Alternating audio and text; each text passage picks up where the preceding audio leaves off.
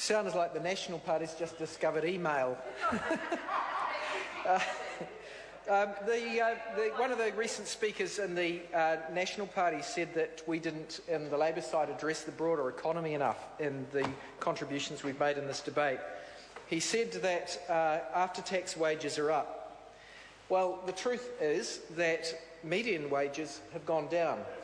So when he says that the after-tax wages have gone up on average, that's correct, before you take into account GST, which paid for the income tax cuts. And in truth, it's only the rich who've got richer. It's actually not even just the poor who've got poorer. It's middle-income, ordinary New Zealanders who are worse off as well, proven by the fact that the median wage has gone down under this government in real terms.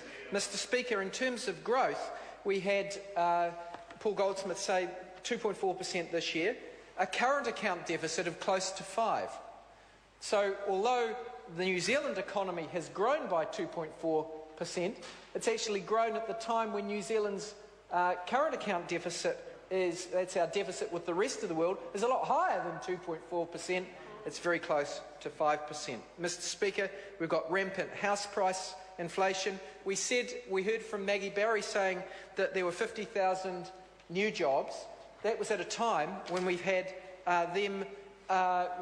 when they're breaking their promise about more jobs. You can have new jobs, but you also have jobs destroyed in the economy under this government, and their promise at the last election of 170,000 more jobs is not being met. Two-thirds of earners get less than the average wage.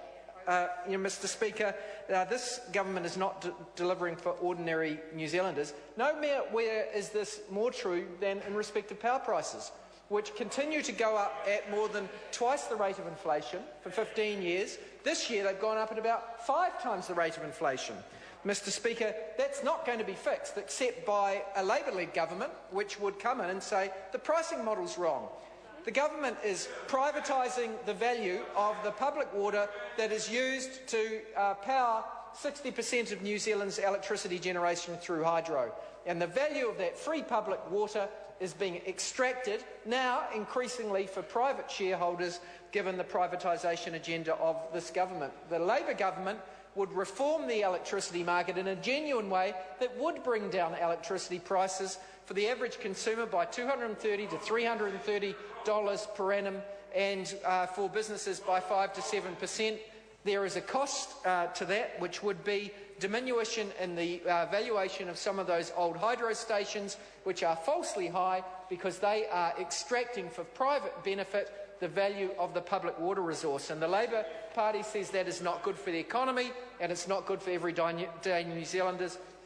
And that's why we will change it. Mr. Speaker, I've only got time probably for one final point, and that is this crowing on the other side about returning to surplus. Well, the Labour government would have done that in the coming year as well. We did it for 9 years in a row. We ran surpluses of 6% of GDP and paid down net government debt to zero, leaving amongst the lowest government debt in the world at the same time which we left very, very low unemployment. And it's only because of the good stewardship of the prior Clark-Cullen government that New Zealand had low government debt. Every one of those surpluses was opposed by National. They called for tax cuts. If we'd done that same as America had done, or United Kingdom, or those European countries, New Zealand would be in the financial doo-doo.